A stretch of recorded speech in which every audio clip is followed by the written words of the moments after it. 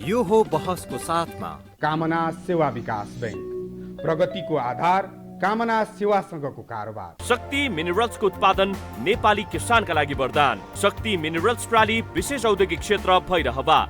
Registration open for +2 Science Management, Humanities and Law, Lumbini College.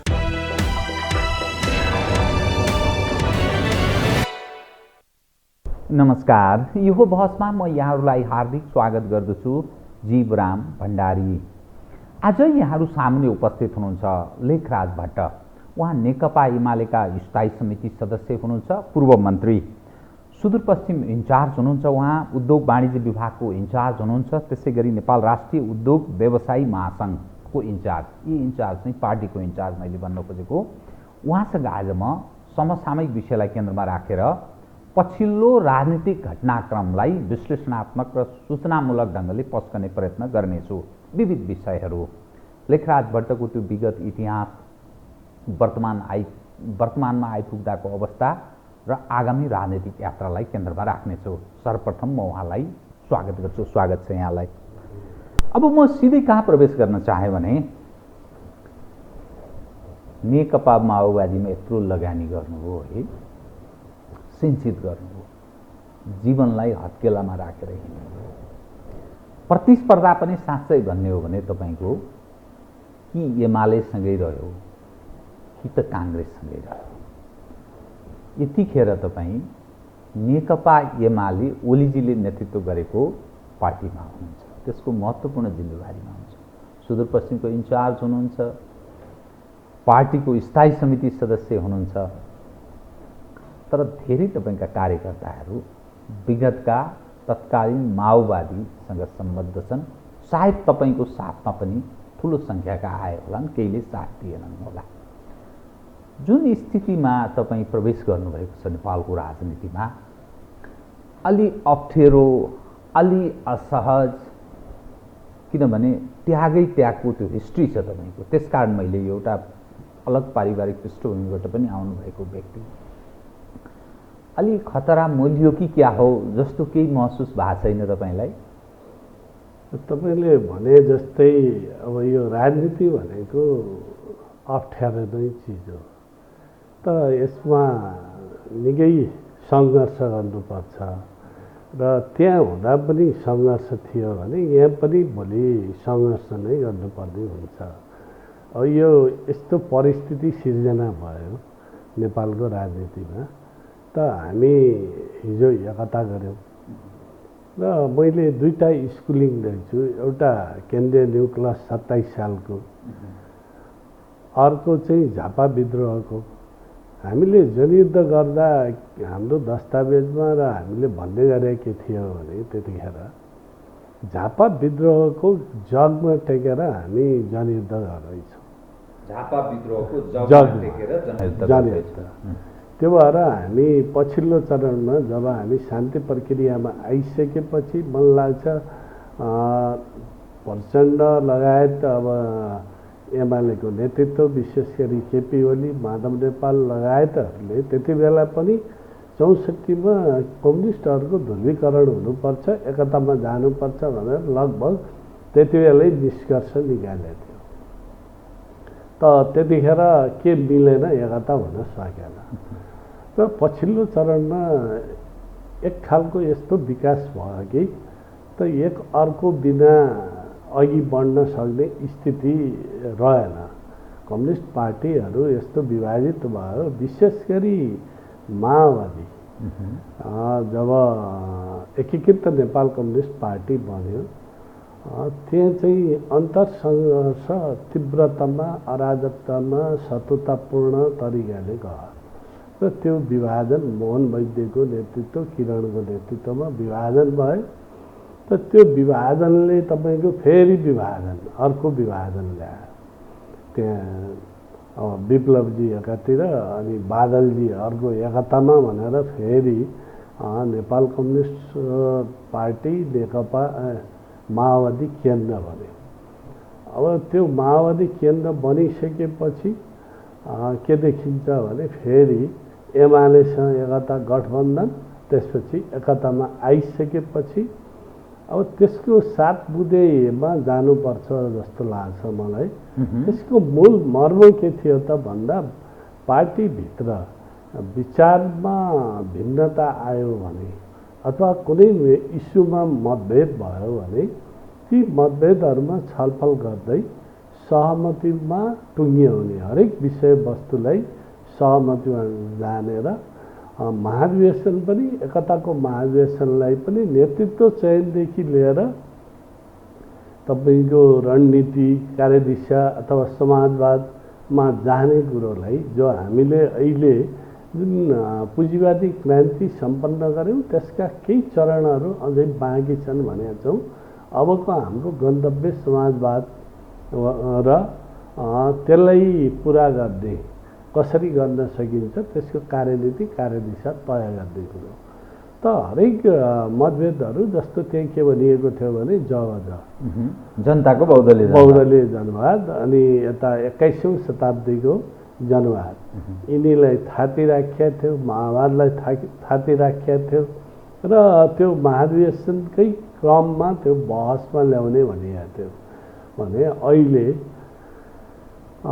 त्यो भित्र जब हामी सरकारमा 2/3 नजिक नेपाली जनताले दिइसकेपछि हामी कहाँ गयौँ त भन्दा त्यो अन्तर सङ्घर्षहरू त्यो भित्र जुन 7 बुँदे सहमति सम्झौता दुईटा अध्यक्षको बिचमा जुन खालको पार्टी एकतामा सहमति भएको थियो अथवा अलिखित लिखित अब अन्य के थिए दुईटा अध्यक्षले जान्ने कुरो हो त्यतिखेर त ती सहमतिमा नगएर कैयौँ चिजहरू शङ्कामा आशंका पैदाहरू भएर अन्तर सङ्घर्षहरू के भयो त भन्दा त्यहाँ अस्वस्थ प्रकारको अराजकता र पार्टीभित्र गर्नुपर्ने जुन सङ्घर्षहरू छन् ती सडकमा पुगे।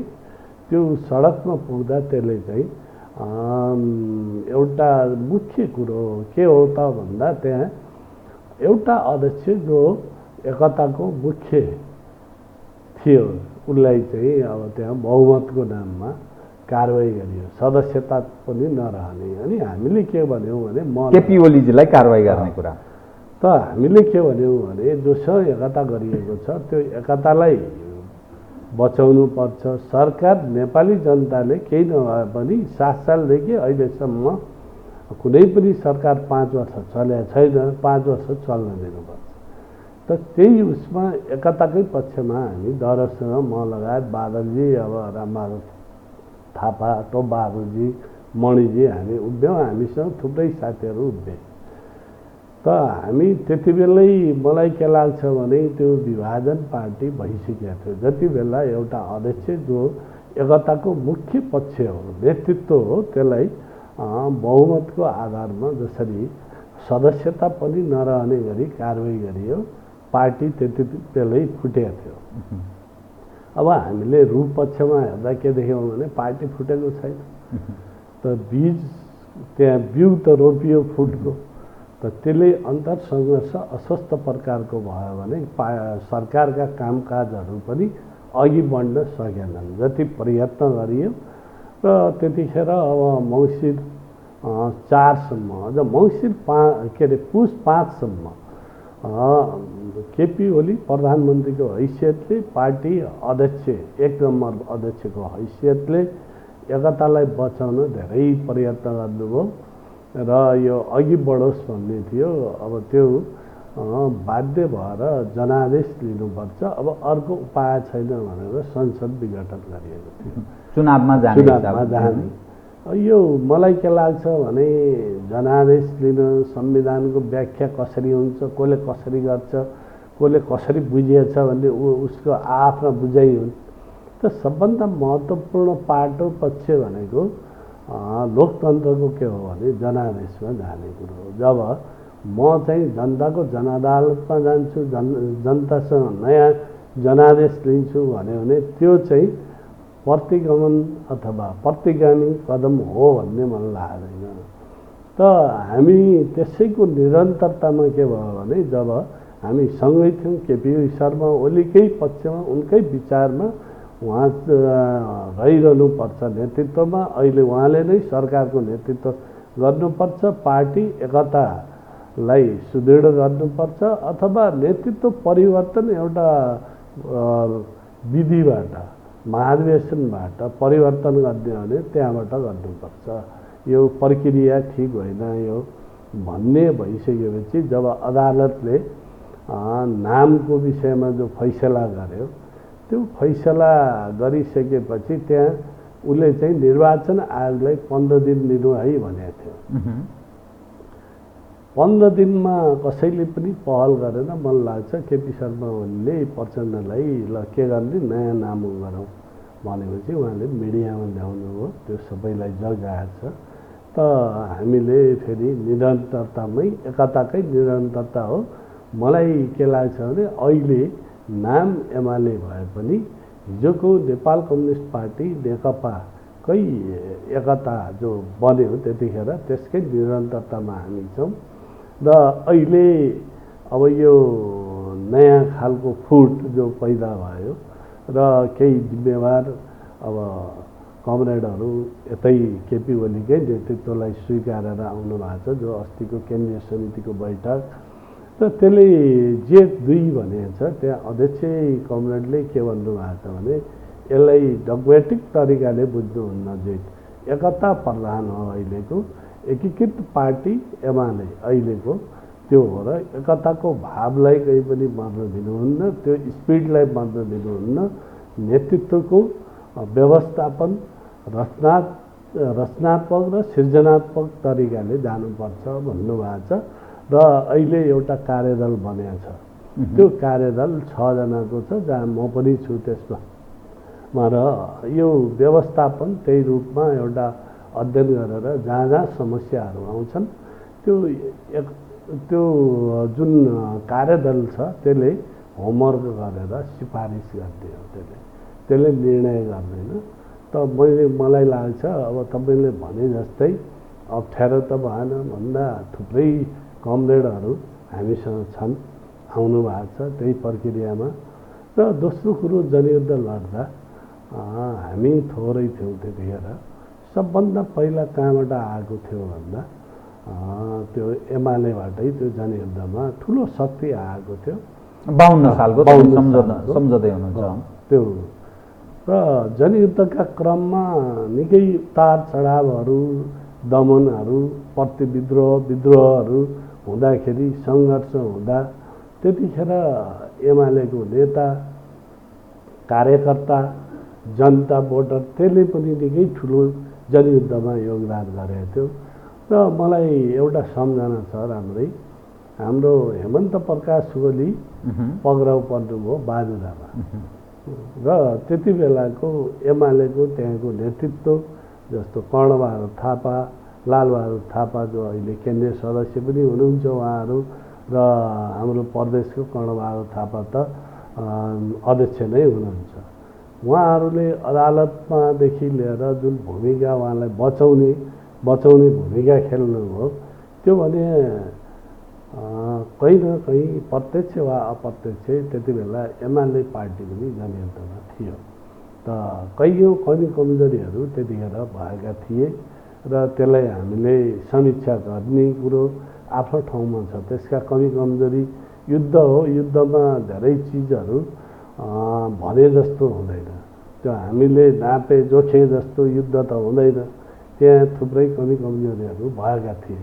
त्यो भएर मलाई लाग्छ अहिलेको मूल धार भनेको कम्युनिस्ट आन्दोलनको त्यसको नेतृत्व केपी शर्मा ओली र त्यसको वरिपरि जो हामी गोलबन्द छौँ त्यसले नै नेतृत्व गर्न सक्छ। त्यसले नै अहिलेको परिस्थिति जो कम्युनिस्ट आन्दोलनमा जो सङ्कट पैदा भएको छ त्यो सङ्कटलाई पार लगाउन सक्छ भन्ने। इतिहासको त्यो पक्ष इतिहासलाई छोडिदिउँ, म वर्तमानमा प्रवेश गर्न चाहन्छु। तपाईँ अहिले सुदूरपश्चिमको इन्चार्ज हुनुहुन्छ पार्टीको।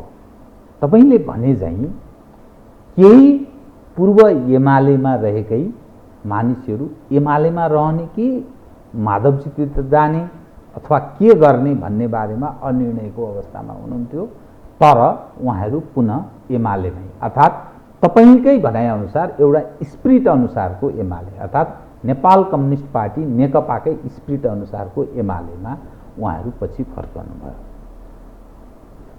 पूर्व एमालेका तत्कालीन एमालेका मानिसहरूको बुझाइमा भीमरावजी तपाईँभन्दा सिनियर हुनुहुन्छ। तपाईँ सुदूरपश्चिमको अब इन्चार्ज त हुनुहुन्छ। अब यस सवाल उप अलि अप्ठ्यारो राजनीतिक अवस्था सिर्जना हुने होइन? तपाईँहरू बिचमा फेरि त्यो व्यक्तित्वको टकराव त्यसले अर्को स्थिति सिर्जना गर्छ कि भन्ने नै मानिसको बुझाइ छ। यो राजनीतिमा आन्दोलनमा कतिखेर को सिनियर हुन्छ को जुनियर हुन्छ त यसो तपाईँले इतिहासमा हेऱ्यो भने आन्दोलनमा म पहिला सिनियर देखिन्छु। माओवादी पार्टीमा म आफ्नो ठाउँमा सिनियर थिएँ त उहाँ एमालेमा सिनियर हुनुहुन्थ्यो।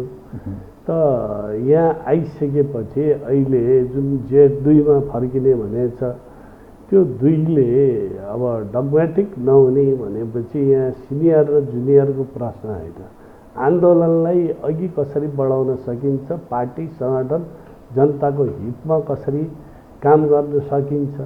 जस्तो माओवादीमा हुँदा पनि मैले कुनै पद वा कुनै त्यो माग गरेको थिएन। त्यो त आवश्यकताले पार्टीले मलाई जहाँ जिम्मा दियो त्यहाँ जिम्मेवारी पुरा गरेँ। अहिले पनि के हो भने मभन्दा त्यति बेला 20-25 वर्ष जुनियर मान्छेहरूलाई मेरो इन्चार्ज बनाएर पनि पठाइयो।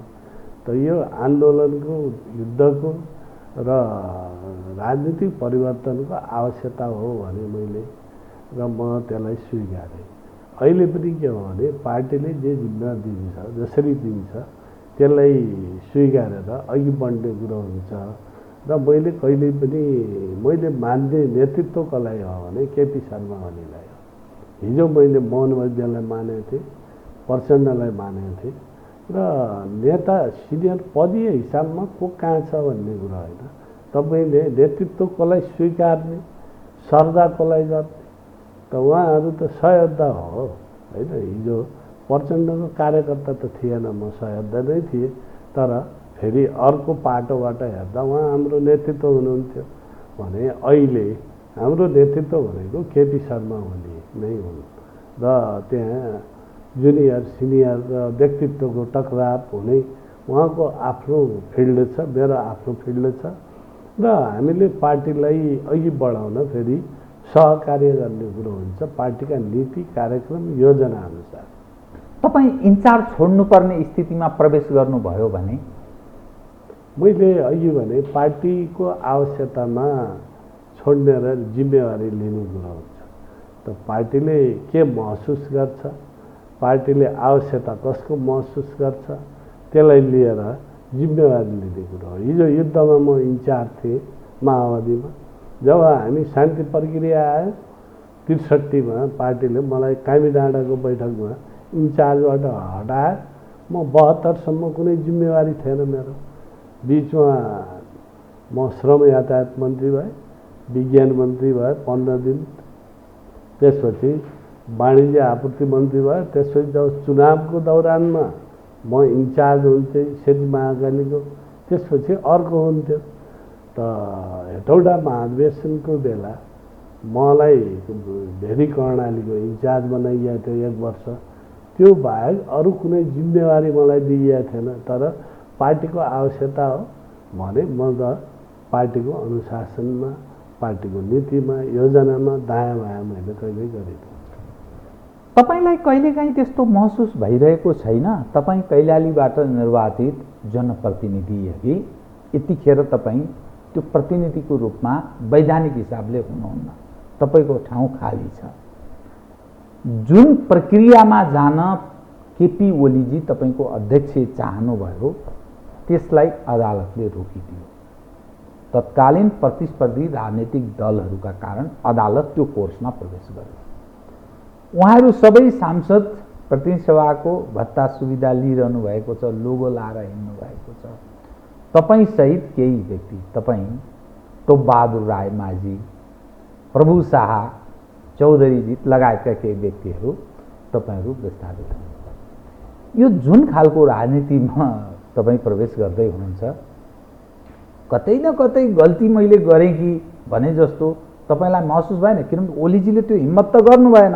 हामी सबै छोडिदिन सक्छौँ। यो जुन चिज, जुन प्रतिनिधि सभाले अब कुनै निष्कर्ष दिँदैन, नेपाली जनलाई केही दिँदैन भन्ने विश्वासमा ओलीजी प्रवेश गर्नुभयो। तर स्वयं उहाँ त त्यही प्रतिनिधि सभामा गएर त गौरवका साथ भाषण गरिरहनु भएको छ। तपाईँ जान सक्ने स्थिति छैन। यो के कसरी बुझ्ने मान्छेले बताउनु? अब एउटा कानुनी प्रक्रियाहरू जो कानुनहरू छन् त्यो आधारमा त हामी प्रतिनिधि सभाका सदस्य छैनौँ।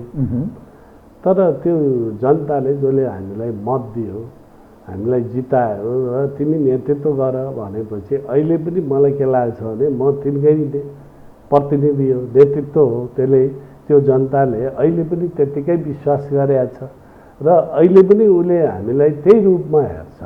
कानुनी रूपले हामी कहाँ छौँ भन्ने प्रश्न होइन, जनताको नजरमा जनताले कसरी बुझेको छ त्यो महत्त्वपूर्ण पाटो हो। र यो स्थिति हुन्छ भन्ने कुरो कानुनी हिसाबले त हामीलाई थाहा थियो। त ती सबै बाधा अडचनहरू आउँछन्, हामीले पदत्याग गर्नुपर्छ, छोड्नुपर्छ, हामीले पाउने सुविधा सबै जान्छन् भन्ने त्यो बुझेरै त्यो बाटो हामीले अगाडि लिएको हो।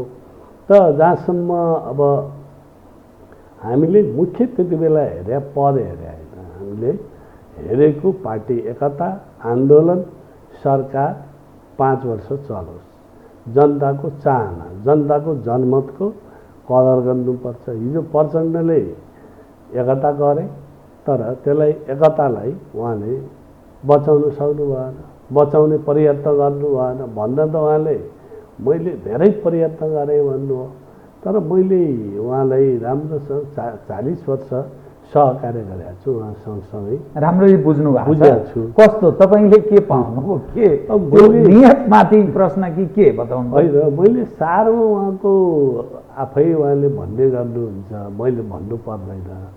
त्यो व्यक्तिगत कुरामा म कहिल्यै जान्न। त उहाँले आफै भनेको कुरो जस्तो एकता गरिसकेपछि कान्तिपुरको सुधीर शर्माको इन्टरभ्यूमा भन्नुभएको छ उहाँले, र हामीसँग पनि बारम्बार भन्ने कुरो गर्नु, एकता भन्नुहुन्छ तर म चाहिँ भत्काउँदै निर्माण गर्दै जाने हो, अन्तमा भत्काउने हो। आज मैले माओवादी केन्द्र र एमालेलाई भत्काएर नेपाल कम्युनिस्ट पार्टी नेकपा बनाए भन्नु हो। र अब त्यसलाई पनि बचाउन सक्नु भएन उहाँले, त्यसलाई पनि भत्काउनु हो। फेरि उहाँ नेकपा माओवादी केन्द्र बनाउनु भएको छ, यता एमाले बन्यो भने यो उहाँको निर्माण होइन, ध्वंस गर्ने प्रवृत्ति नै हो भन्ने लाग्छ। सारमा भत्काउने निर्माण गर्ने होइन। तपाईँले जनताको प्रतिनिधिको कुरा गर्नुभयो, तर तपाईँ माओवादीबाट जितेको मानिस, अहिले एमालेको नेता हुनुहुन्छ, त्यो कसरी जनताको प्रतिनिधित्व भयो बताउनु? अब गठबन्धनबाट, साझा घोषणाबाट, पत्रबाट हामीले त्यति बेलाको एमालेको मत पनि ल्याएको थियौँ हामीले, अनि माओवादी केन्द्रको मत पनि ल्याउँ। अझ मैले भन्ने हो भने उदारवादी नेपाली कङ्ग्रेसको समर्थन गर्ने त्यहाँका जनताको पनि मत पाएको छु मैले त त्यो भएर म त सबैको पार्टीगत रूपमा कसलाई कहाँ विभाजन गर्ने भन्ने होइन, म सबैको त्यहाँबाट निर्वाचित भइसकेपछि कैलाली निर्वाचन क्षेत्र 4बाट निर्वाचित भएपछि म त साझा प्रतिनिधि हो, सबै जनताको। त यस सवालमा ठिकै छ, तपाईँको यस जवाफलाई मैले थप प्रतिप्रश्न गर्न चाहिनँ कि, तर तपाईँहरू मात्रै जसरी प्रतिनिधि सभाबाट बाहिरिने स्थिति बन्यो नि, एमालेको अहिले पनि ठुलो हिस्सा प्रतिनिधि सभा सदस्य छ, प्रमुख प्रतिपक्ष छ नेकपा एमाले। यदि नेकपा एमाले त्यो प्रतिनिधि सभाबाट राजीनामा गरेर बाहिरिने स्थिति आयो भने राजनीतिले अर्को कोर्स लिन सक्थ्यो। त्यो रिस्क त ओलीजीले मोल्न चाहनु भएन, तपाईँहरूलाई मात्रै भड्कालोमा हालिदिएको जस्तो अर्थ लागेन भने? यो राजनीतिका हरेक कोणहरू प्रवृत्तिहरू हुन्छन्। मलाई जहाँसम्म लाग्छ उहाँको नियतमा त्यो थिएन र अहिले पनि छैन। तर परिस्थिति के बन्यो भने त्यो खालको परिस्थिति सिर्जना भयो। त्यसले चाहिँ हामी बाहिरियौँ। अब फेरि लड्नलाई त त्यहाँभित्र सदन सडक यो सङ्घर्ष त छँदैछ। अर्को त्यो पार्टी 121 जनाको जो थियो त्यहाँभित्र जुन खालको परिस्थिति सिर्जना भयो त्यो पार्टी युनिटीलाई बचाउन उहाँले धेरै प्रयत्न गर्नुभयो, लचक बन्नुभयो, अति उदार बन्नुभयो। अब हामी युद्धबाट आएको मान्छेलाई कहिले काहीँ के लाग्थ्यो किन कारवाही गर्दैन, किन यति लचक बनेको, पार्टीको विधान अनुशासन एउटा मेन्टेन गर्नुपर्ने हो, कार्यान्वयन गर्नुपर्ने हो भन्ने लाग्थ्यो। तर अहिलेको कम्युनिस्ट आन्दोलनलाई बचाउन उहाँ जति उदार हुनुभयो, जति लचकता अपनाउनु हो त्यो आवश्यकता थियो।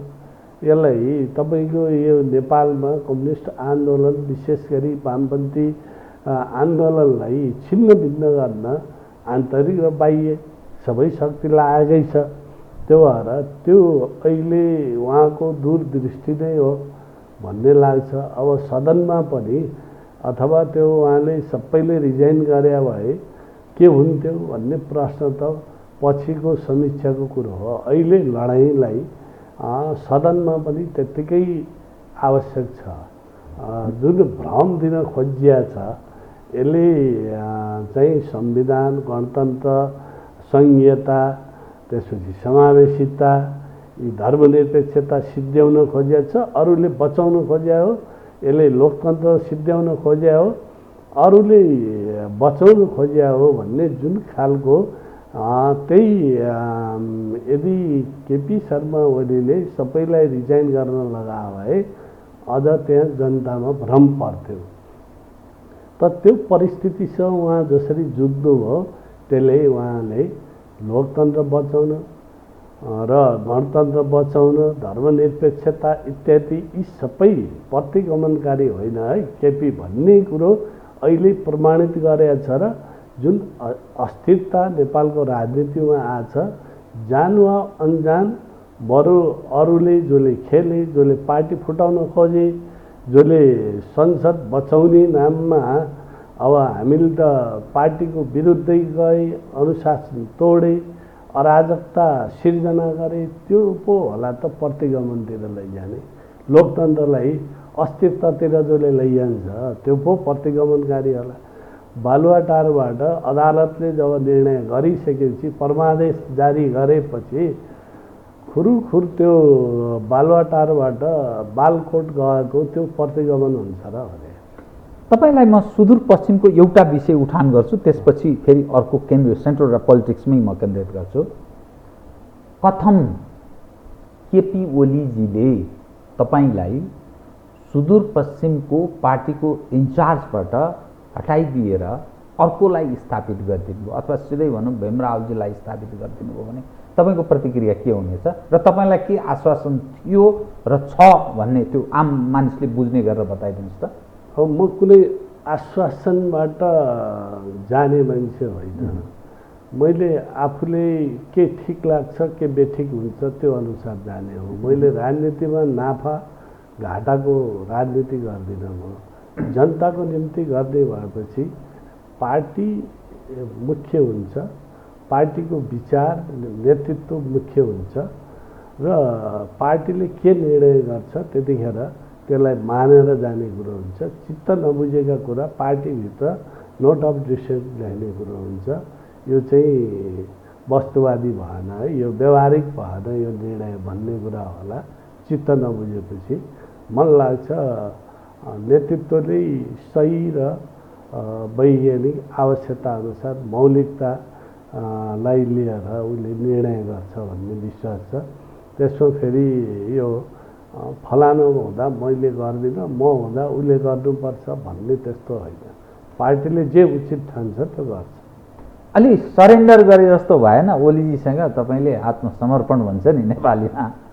यो सरेन्डर हो भन्ने लाग्दैन। हामी त्यागको एउटा कल्चरबाट आएका छौँ। त्याग पार्टीको निम्ति, जनताको निम्ति, राष्ट्रको निम्ति त्याग गर्नुपर्छ भन्ने जुन संस्कृतिबाट म आएँ, त्यसले आवश्यक पर्यो भने जुनसुकै त्याग गर्न पनि पछि हट्नु हुन्न भन्ने हो मूल्य मान्यता। हिजो हामी म त तपाईँले राम्रैसँग बुझ्नु भएको छ, मेरो बुवा त 7 सालको कङ्ग्रेस लामो समय कङ्ग्रेसको राजनीति गरे, नेतृत्वहरूलाई अगाडि त्यहाँको गर्न उहाँले महत्त्वपूर्ण भूमिका खेलेको। त म यो आन्दोलनमा किन आएँ भन्दा मैले त त्याग गरेँ हो नि त।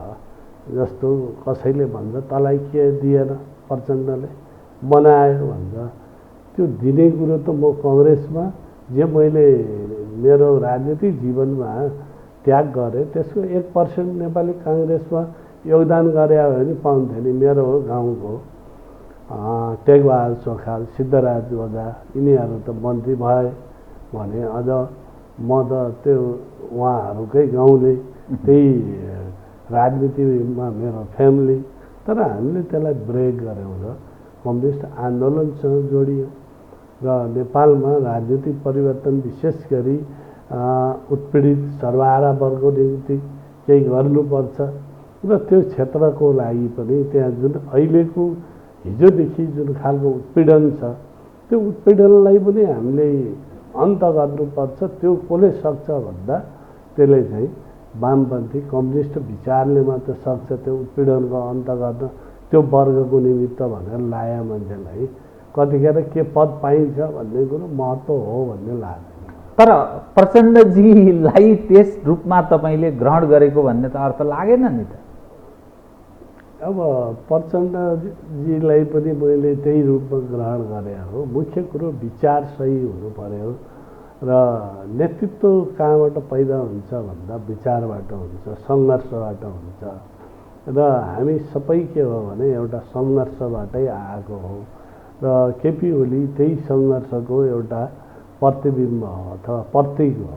त्यो भएर अहिले म जहाँ छु एकताको पक्षमा कम्युनिस्ट आन्दोलनलाई अझ एकतामा ल्याउनुपर्छ, ध्रुवीकरण गर्नुपर्छ, सबैलाई एकै ठाउँमा ल्याउनुपर्छ र हामीले आवश्यक पर्दा जुनसुकै त्याग गर्न पनि पछि हट्नुहुन्न भन्ने मूल्य मान्यता अहिले पनि राख्छौँ हामी कुनै त्यो पदको लागि त्यहाँ दौड्या होइनौँ।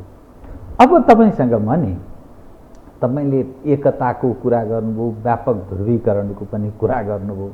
ध्रुवीकरण त कस्तो हुँदैछ भने काङ्ग्रेस, प्रचण्डजी, माधव कुमार नेपालजी, बाबुराम भट्टराई, उपेन्द्र यादवजी र अनि मोहन विक्रम सिंहजी बीच पोलराइज ध्रुवीकृत त्यसरी भएर गएको छ। अनि तपाईँहरू महन्त ठाकुरहरू र कतिपय सवालमा कमल थापाजीसँग पनि तपाईँहरूको भाषा अर्थात् मिल्दछ। यसो हेर्दाखेरि कतिपय सवालमा हेर्ने दृष्टिकोणमा नारायणमान बिजुक्से पनि कतिपय सवालमा मिलाएको जस्तो देखिन्छ उहाँसँग पनि। यसरी पो ध्रुवीकृत भइरहेछ त। अनि यो कम्युनिस्टहरूको एकताको कुरा कहाँबाट आयो? यो त विचित्रको छ, प्राकृतिक हो कि अप्राकृतिक हो? यो नेपालको राजनीति कहाँ गइरहेको? मानिस आफै दिग्भ्रमित हुने स्थितिमा स्वयं कार्यकर्ता आम मानिस त यसै दिग्भ्रमित छन्। यस्तो पो अवस्था छ त। अब राजनीतिक रूपमा कतिखेर कोसँग सहकार्य हुन्छ भन्ने त्यो गौण प्रश्न हो। मुख्य कुरो त हामी सही विचारमा छौँ कि छैनौँ भन्ने कुरो हो।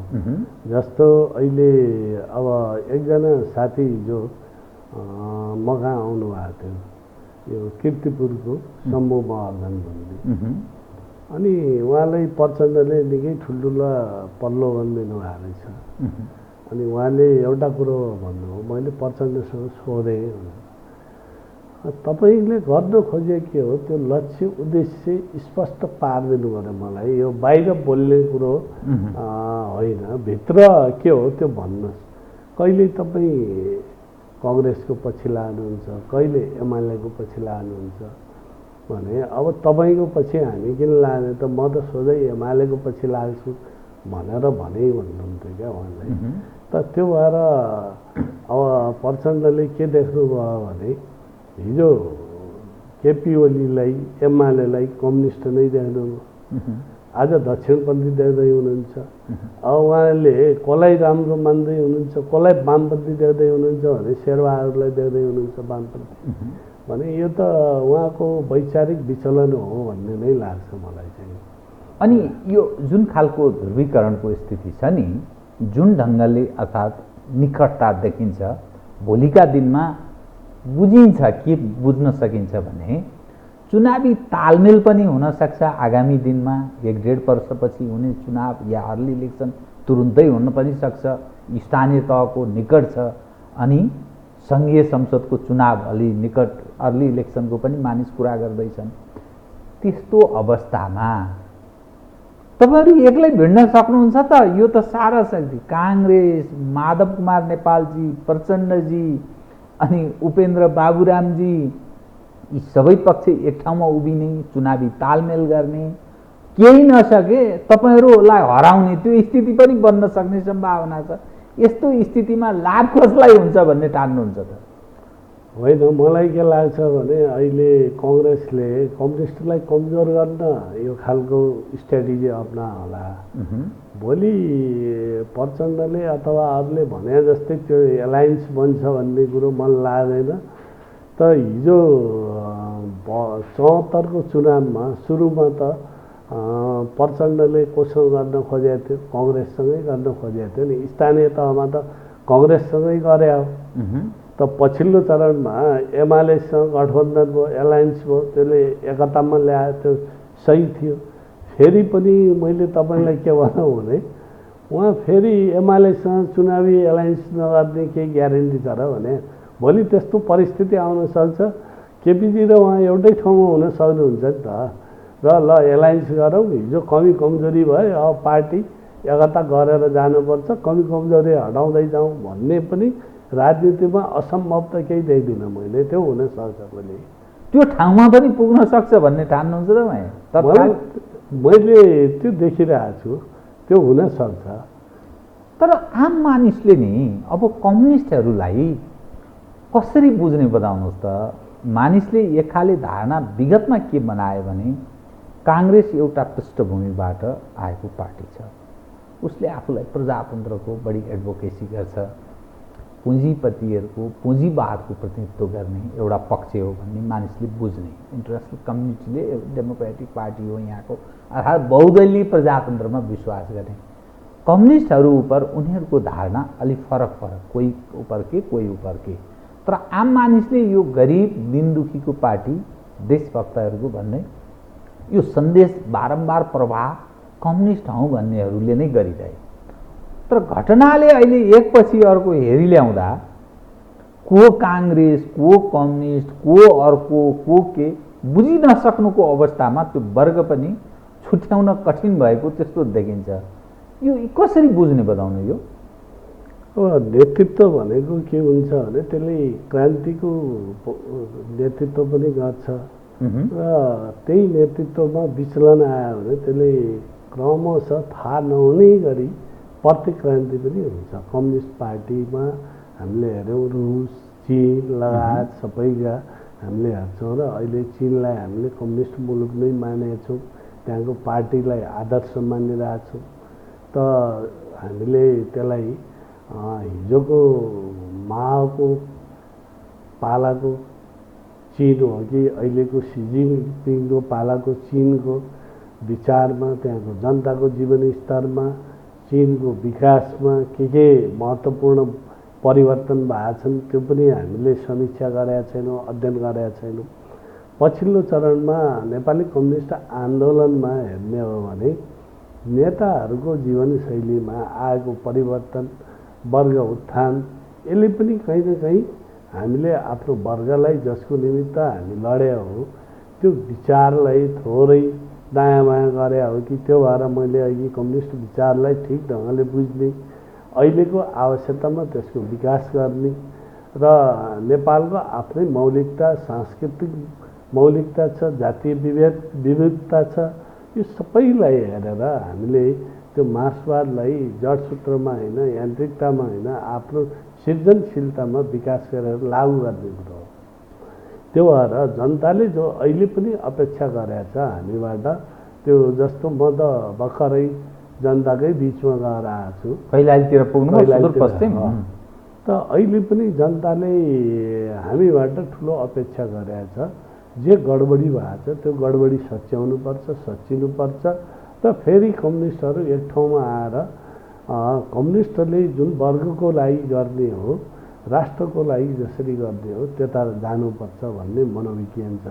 त्यसलाई पक्रिनुपर्छ र नेताहरू जो हुनुहुन्छ यो वर्ग उत्थान भएको त्यो आफ्नो वर्गमा फेरि रूपान्तरण हुनुपर्छ। हाम्रा जीवनशैलीलाई फेरि जनताको जीवनशैलीसँग जोड्नुपर्छ। तब मात्रै हामीले जनताको यथार्थमा नेतृत्व गर्न सक्छौँ। मानिसले त्यो पत्याउँछ र 62-63 जुन खाले परिवर्तन भयो, आज 16 वर्ष त्यो व्यतीत भएछ। यो 16 वर्षको जनको आम मानिसको अनुभव यो समग्रमा हेर्दाखेरि खास तात्विक फरक पाइरहेका छैन। देशमा गणतन्त्र आएको छ, अर्थात् राजाको ठाउँमा राष्ट्रपतिले स्थान ग्रहण गरेको छ, सङ्घीयतामा गएको छ। त्यो हिजो एक खालको स्थिति थियो। अनि कतिपय सवालमा अब धर्मनिरपेक्ष भनिएको छ होइन, यी सवाल छ। तर मानिसका कतिपय मन कुँडिएका पनि होलान्। त्यसले बरु अलिकति एकअर्कामा दूरी बढाउने, अलिकति विद्रोहात्मक भावना पैदा गर्ने यस्ता पक्षहरू पनि होलान्।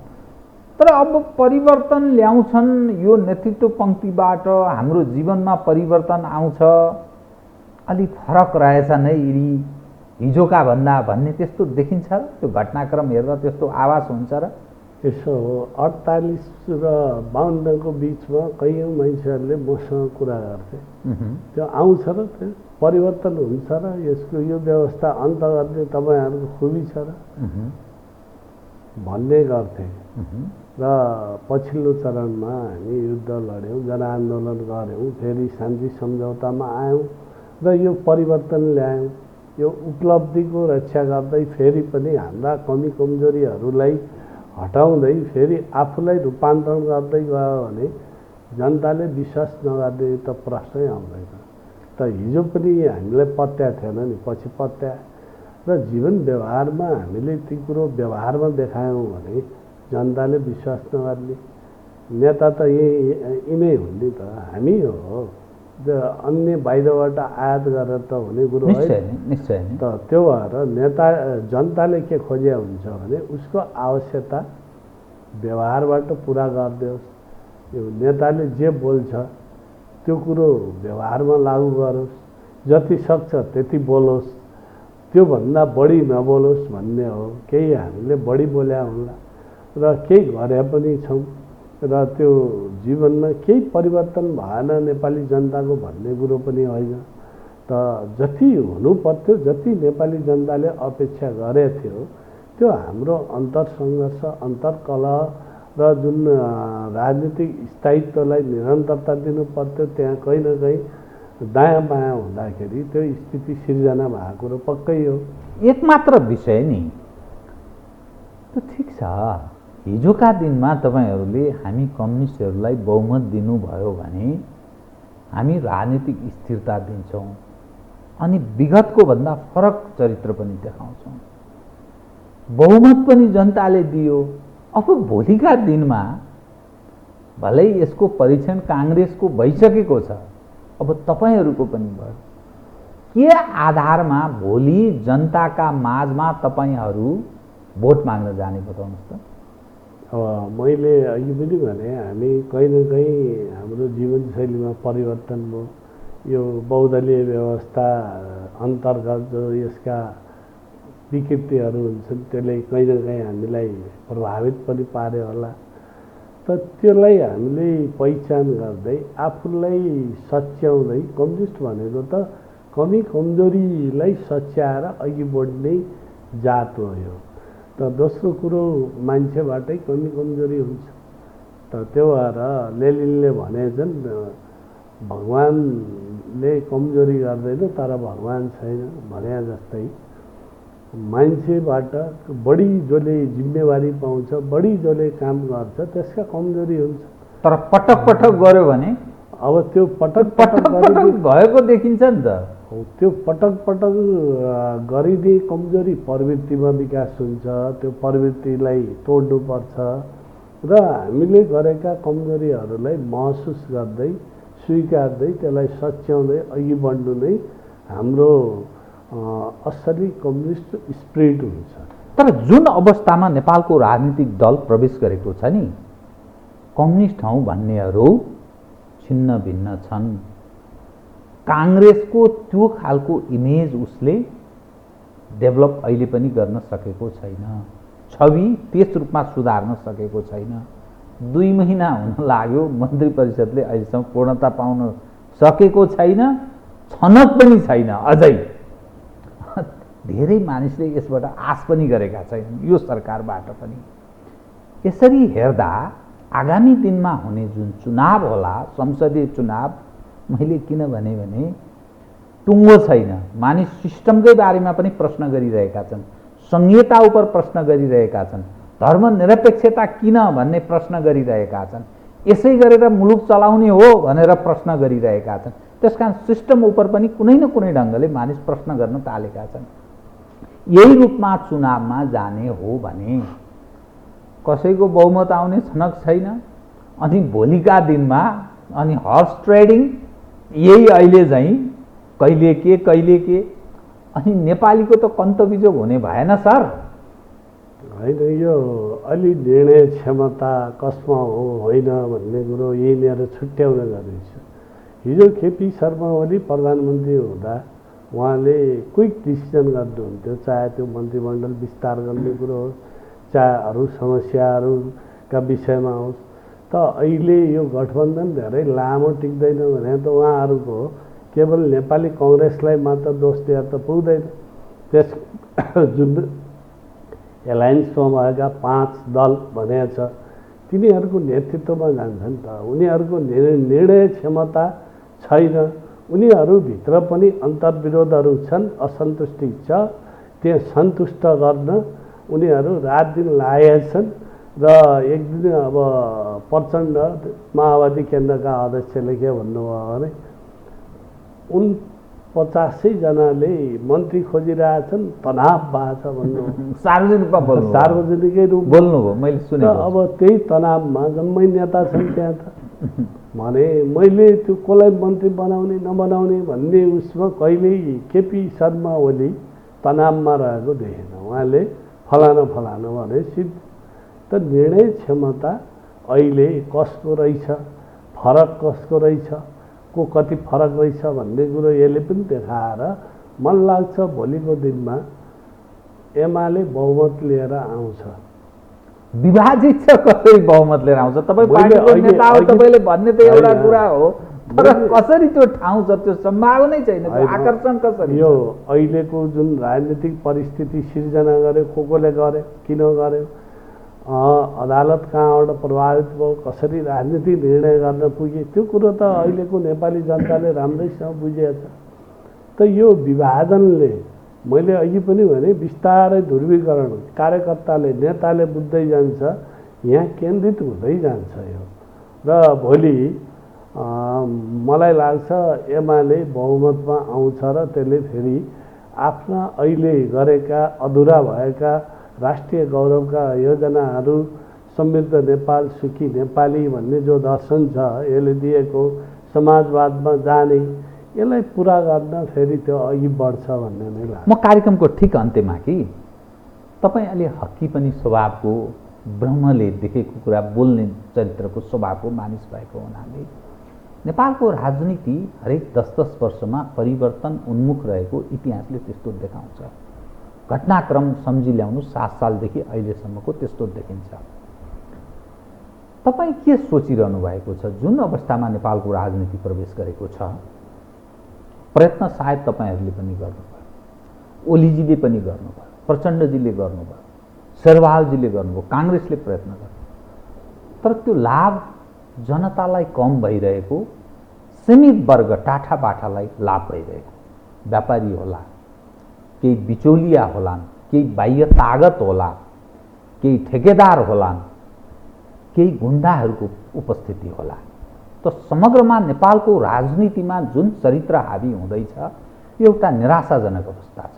कतिपय मानिस पहिलेको बिहार सम्झन थालेका छन् र भोलिका दिनमा पनि पैसो नहुनेले, अलि तिक्रम गर्न नजान्नेले, सज्जन मानिसहरूको उपस्थिति संसदमा हुन्छ भन्ने मान्ने आधार एकदम कम छ र समानुपातिक र कतिपय राष्ट्रिय सभाको सवाल उपर पनि सब यो नोटको कारोबार, नोटको आधारमा मानिसहरूको चयन हुने संस्कार विकास हुँदै गएको छ। यो कतिपय सवाल यो हाम्रो मुलुकलाई अलिकति असान्दर्भिक जस्तो, पुनर्विचार गर्नुपर्ने जस्तो, त्यो बिन्दुमा पुग्नुपर्छ कि क्या हो भने जस्तो कता कता तपाईँको मनस्थिति, मस्तिष्कले त्यस्तो त सोचिरहेको छैन? त्यस्तो लाग्छ लाग्दैन तपाईँलाई? मेरो आशय यो प्रश्न। अब अहिलेको जुन परिस्थिति छ यसले एकातिर त्यो सोच्न पनि मान्छेहरूलाई बाध्य बनाएको छ र हामीले जे चिज ल्यायौँ त्यो आफैमा कति हाम्रो आत्मनिर्भर भएर ल्यायौँ र बाहिरबाट कति आयातित भयो र बाहिरबाट कति प्रभावित भयो र हाम्रो आफ्नै मौलिकतामा कति हो भन्ने कुरो त समीक्षा गर्दै यसमा फेरि रिजिट हुनुपर्ने केही जरुरी छैन। आवश्यकतामा हामीले निर्वाचन प्रणालीलाई पनि बदल्न सक्नुपर्छ। आवश्यकतामा यो गणतन्त्रभित्रका संहिता इत्यादि यसलाई व्यवहारमा जे छ त्यो कहाँनिर यो अब्स्ट्याकल हो नेपाली समाजलाई अगाडि बढाउनमा, नेपाललाई अघि बढ्नमा रोकिएको कहाँनिर हो त यसको समीक्षा त गर्नै पर्ने हुन्छ। त्यसको अर्थ अहिले समय आयो कि आएन भन्ने कुरो त्यो समयलाई पनि हेर्न जरुरी छ। समीक्षाहरू एक एक गरी हामीले केलाउँदै जानुपर्ने हुन्छ र कहीँ न कहीँ नेपालको राजनीतिक जो छ राजनीति छ यो ट्र्याकभन्दा बाहिर गयो कि त्यसलाई चाहिँ हामीले ठिक ट्र्याकमा ल्याउन नेतृत्वले, मूल त नेतृत्वहरू सचेत हुने र त्यसलाई प्रयत्न गर्ने, हामीले सहयोग गर्ने त्यो ठाउँमा हुनुपर्छ। मलाई अहिले कहीँ न कहीँ यो अब जुन विभाजन छ, जुन खालको अहिले परिस्थिति सिर्जना भयो, पोलिटिकल्ली यो चाहिँ अर्को अफगानिस्तान हो कि त यहाँ हतियार नभए पनि त्यो खालको जुन परिस्थिति बन्यो त्यसलाई हामीले समयमै सचेत बन्दै नेतृत्वदेखि हामी आम जनता एक ठाउँमा आउन जरुरी छ र यो राजनीतिलाई ठिक ट्र्याकमा ल्याउन जरुरी छ। भएन भने भोलि स्थिति अझ गम्भीर बन्छ। त्यो गम्भीरतालाई बुझेर अहिलेको प्रणालीलाई कति बुझ्यौँ हामीले, कति बुझाउन सक्यौँ, आफैले कति बुझ्यौँ त? यो जुन हामीले उपलब्धि 4वटा भनेको छौँ त्यो उपलब्धिलाई कति बुझ्यौँ र फेरि तल जनतासम्म कति बुझाउन सक्यौँ र जसले यो व्यवस्थालाई नचाहेको हो त्यसले कति खेलिरहेछ त्यहाँ हाम्रो ध्यान पुगेन भन्ने लाग्छ, अध्ययन पुगेन भन्ने लाग्छ। त्यो भएर यो पाटोमा पनि हामी जानुपर्छ भनेर। एक मात्र अब विषय, तपाईँको पार्टीको महाधिवेशन त गर्नै पर्ने होला, अनि त्यो नेतृत्वको चयन र अहिलेको नेतृत्वको सवाल उपर फेरि पनि ओलीजी नै अध्यक्ष कि को, या तपाईँहरू के सोच्नुहुन्छ? यो एउटा प्रश्न छ। होइन, मैले नेतृत्व भनेको के हो भने विचार हो। विचार भनेको नेतृत्व हो। त्यो नेतृत्वले कस्तो विचार ल्याउँछ, अथवा हामीले भोलि समाजवाद हाम्रो गन्तव्य भनेका छौँ, त्यो समाजवादलाई नेपालमा ल्याउन कुन नेतृत्वले सही राजनीति, विचार, योजना ल्याउँछ त्यो नै नेतृत्व हुन्छ र भोलि केपीले ल्यायो भने केपी नै नेतृत्व हुने कुरो हो। त्योभन्दा राम्रो अब अर्कोले ल्यायो भने अर्को होला। यो अहिले नै टीका लगाइदिइहाल्नुपर्ने आवश्यकता होइन भन्ने लाग्छ। कहीँ न कहीँ हिजोको दिनमा हाम्रो अब जुन यता माओवादी केन्द्रमा जसरी नेतृत्व ल्याउने प्रणाली थियो त्यो पनि कहीँ न कहीँ बेठिक भयो र त्यसले आजको स्थिति पैदा गर्यो। अब यता पनि के हो भने यताको निर्वाचन प्रणाली जो थियो त्यसले पनि ठिक ठाउँमा ल्याएन। अहिलेको विभाजन त त्यही निर्वाचन प्रणालीबाट फलानु प्यानलबाट जसरी लडियो त्यसले गुट, स्थायी गुटको निर्माण गरिदियो। त्यो गुटको अन्त नभइकन त पार्टी बन्दैन। पार्टी बनाउनु पर्यो यतिखेर र मन लाग्छ अब यतिखेर पार्टी बनाउन सक्ने अहिले केपी ओलीमै केन्द्रित हुन्छ। तेस्रो दोस्रो पुस्तामा अहिले हस्तान्तरण हुन्छ भन्ने लाग्दैन फेरि। हस्, धन्यवाद छ यहाँलाई। हस्, धन्यवाद। आदरणीय दर्शकवृन्द, उहाँ हुनुहुन्थ्यो लेखराजबाट नेकपा एमालेका स्थायी समिति सदस्य सुदूरपश्चिम इन्चार्ज। समसामयिक विषयलाई केन्द्रमा राखेर गरिएको कुराकानी। म सहित मेरो सम्पूर्ण युनिटलाई कार्यक्रमबाट बिदा दिनुहोस्, तर यो हो टेलिभिजन, हेर्दै रहनुहोला। नमस्कार।